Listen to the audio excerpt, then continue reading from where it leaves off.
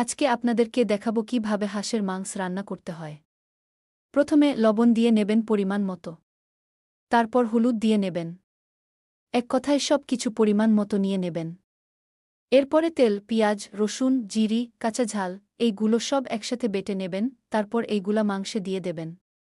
এরপরে মশলা আর মাংস একসাথে ভালো করে মেরিনেট করে নেবেন। মেরিনেট করে ৩-০ মিনিট রেখে দেবেন।